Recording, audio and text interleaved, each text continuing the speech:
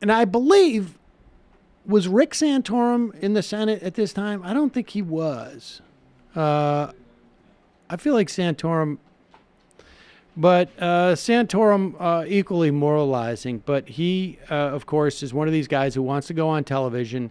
And really, it seems like his path to television, he was in the Senate or the House? He was in the Senate. He was in the Senate.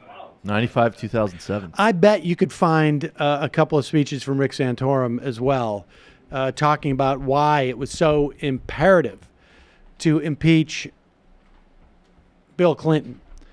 But here he is, sort of at the tail end of a career which involved multiple losses, attempts to run for president, a failure to be reelected as senator of Pennsylvania at one point, and desperately holding on. I think at one point he started a film production company to do Christian movies. That seems to have not gone too well based upon what is available to the public at this point. So what do you do? What do you do? Well, you tell CNN, yeah, I'll be the guy who will pretend like this is no big deal. I'll take a shot at that. Right. Go ahead. Do you see any appetite, certainly on the Republican side, for addressing this? Well, I mean, look, there are three big stories today. Two that we're talking about, the Manafort and Cohen guilty pleas and convictions. But the third story is this. Pause it. Is the third story going to be that Trump's first congressional endorser has been criminally indicted for misuse of campaign funds? Is it going to be that Trump's top economic advisor, Kudlow, has been a longtime host of a white nationalist? Oh, maybe it's that one about that Republican on the tax committee who got a multi-million-dollar yacht loan from a company that was lobbying on the tax bill at that time. Let's see. What could it possibly be? I mean, it's Wednesday, so there wasn't a football game yesterday where someone took a knee. I wonder what it's going to be. Side for addressing this? Well, I mean, look, there are three big stories today. Two that we're talking about, the Manafort and Cohen guilty pleas and convictions. But the third story is this horrific story out of Iowa of this young girl being killed by an illegal immigrant. And to most Americans, and certainly to the Trump base, the issue of Donald Trump standing up and actually trying to do something about these types of situations is much more personal to them than, a potential campaign violation of a smarmy attorney with, a sort of a not particularly attractive whole situation that, with a porn star. I mean, those things have already sort of been discounted in the eyes of the American public, and these other things that are much more real to people, right, I think are going to be more persuasive. You don't think? I mean, just the moral character. I mean, I know if we're talking about the Trump base, they're obviously very firm supporters of the president, but we're talking about a man who's now repeatedly lied to the American people, whose surrogates have repeatedly lied about this or been lied to by him, and who has surrounded himself with people who are now convicted crooks and also self-professed crooks, and some of whom are now pointing, or at least one, his former lawyer, who's now pointing the finger at his former client, saying he was a crook too. Well, I mean, I know the base may not care, okay, but just fair-minded people, don't you think you're selling them short to say they just don't care about that? No, I'm not saying they don't care. I said I think they care more about other things. And number one, I mean, to say he surrounded himself with convicted criminals, I mean, they were not convicted criminals when he surrounded himself with them. So I think that's a little bit they had, I mean, because they had already broken the law. But they weren't convicted. I mean, so the idea that criminals. the idea that he knew that they were criminals. Listen. Logic. Just think about this for a moment, right? You're with a bunch of guys. You pull up, let's say, in front of a bank. You run into the bank. You rob the bank. None of these guys are convicted criminals that you're with yet, right? I mean, we don't even know if they're going to get caught. You have no idea. Are you responsible for them going around and saying, look at all the money I got. Look at the new car I got. No, that's on them.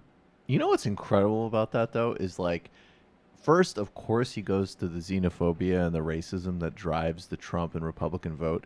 But what's funny is that even by those twisted standards, like, Trump doesn't care, right? Like the idea that Trump's there, like, I don't have time to worry about myself because innocent white girls are getting killed by immigrants. Like, that's the one thing I will give Trump.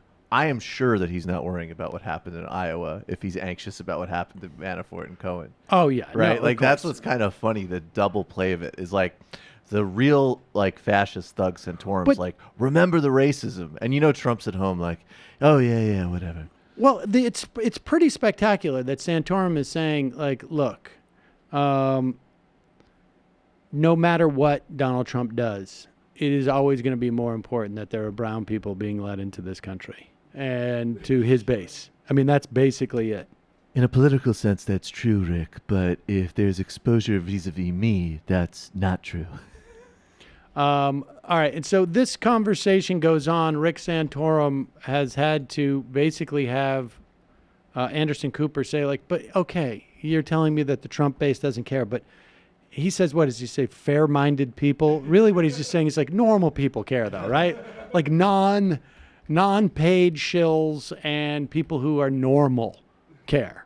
But then he goes on and brings in a couple other sort of incredulous guests to watch Rick Santorum. I think they put it in, I think they do this where they put Anderson Cooper in one slot and then have the three other smaller windows so that you can sort of compare and watch how Rick Santorum's embarrassing It's a himself. slight editorial. Like, Exactly. Like, let's get some reaction shots every time Santorum opens his mouth.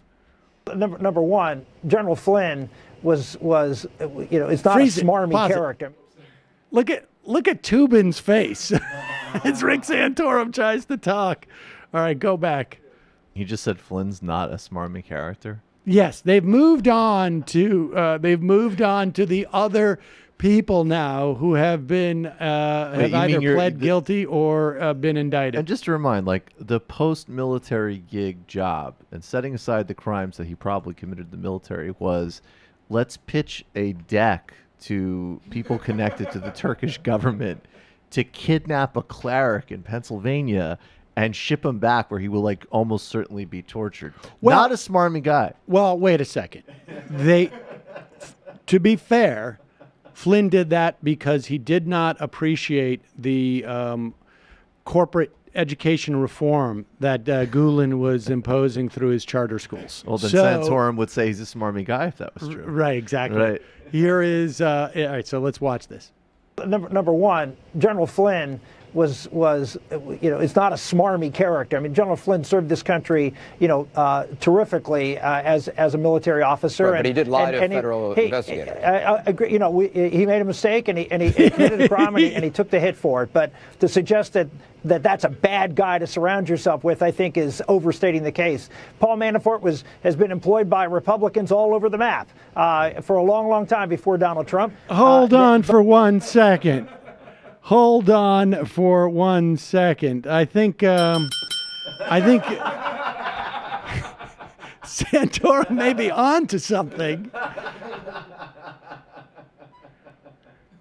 He's trying to say, to exculpate somehow Donald Trump because Manafort's been hanging around. You say he's slimy, but he's been working with Republicans for years.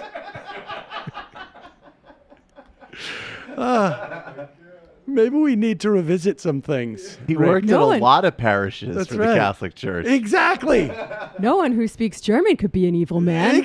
Exactly. Speaks German. That's a bad guy to surround yourself with, I think, is overstating the case. Paul Manafort has been employed by Republicans all over the map for a long, long time before Donald Trump. Agreed. I mean, he's but with done Flynn, some I mean, bad yes, things. he did amazing, stuff in Afghanistan and in his military career. But if you're leading chance of lock her up, and then you're the one who actually gets locked up, you're a hypocrite. Pause it. You know what? You also, it's probably more relevant is that you're a criminal. Yeah, way to really zero in on the point there, Anderson Cooper. Anderson Cooper's like, hey, look, if you didn't say anything about locking her up, He could absolutely do illegal contracts for foreign governments and lie to federal investigators about it. But when you do that chant, you, my friend, become a hypocrite. Aren't you worried about what Vic Berger's going to do with that footage? Yeah, Vic Berger's going to do a mashup, and you're not going to like how Oh you my look. gosh. I'm just impressed Anderson Cooper can keep a straight face, knowing what I know he thinks about every time he hears the word Santorum. Of course. You know, the bottom line is I think Cooper gets paid the big bucks literally just to not laugh out loud at half of this stuff.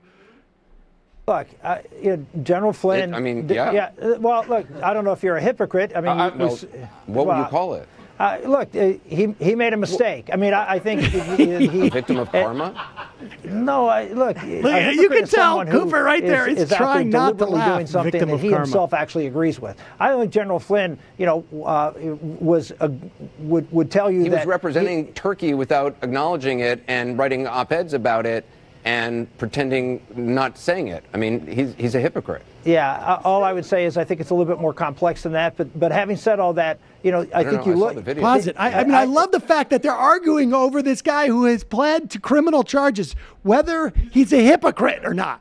I love that. It's like John Gotti said he wasn't the head of the Gambino family. He's a hypocrite. Total hypocrite. Pablo Escobar said he was there to help the poor of Colombia and was not involved in narco trafficking. Turns out he is. Therefore, he's a hypocrite. You've heard these tapes of him talking about killing someone, and he swears. He's rude. Totally inappropriate he has terrible with his language. Manners on the phone. You know, you joke, but that is what the takeaway from the Nixon tapes were, is think of all the times it said a expletive deleted. Right, exactly. That's true. So rude. Why does he have to say that you're going to wipe away those, quote, effing villages in Laos? Why don't you just wipe away and mass murder the people in Laos? I don't see the need for profanity. Is there more? Let's just... Having said all that, you have to look at the president and the people he hired at the time he hired them were not, other than my phone, who I will concede to you is one of those smarmy characters. But Paul the rest Manafort has been are a not. smarmy character for, it seems like, if not decades, at least years. I mean, given what he has now been convicted of. Yeah. If not decades, at least years. And he's been smarmy. I mean, the measuring the smarminess aside, there is a decent point that Anderson Cooper was making in that, which is, why were they allowed to get away with this stuff for so long? Like, there is something really problematic in society that I don't think is going to get addressed here, ultimately, which is that there are the cops are just not on the beat when it comes to this type of stuff.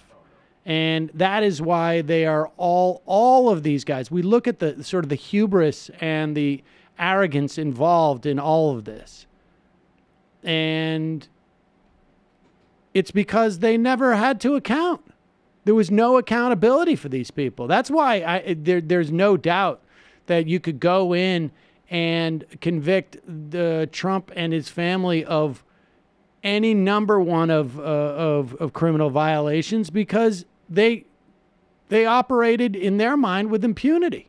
And there's also very little doubt that if Manafort didn't seek out the position which he did to generate new business opportunities, because some of his client base was drying up with things that were happening in Ukraine, and he didn't have clients anymore in other places in the world, that he almost certainly would have gotten away with all this stuff and not faced charges. Absolutely. Like, he was slightly on their radar. Well, but people do this stuff all the time, and he wouldn't have gotten any consequences if he didn't make it so blatant and flagrant. I think that's why that is supposedly Flynn is reported to have said that. Yep. Like, someone was like, "Aren't you worried about this deal?" It's only a problem if we win.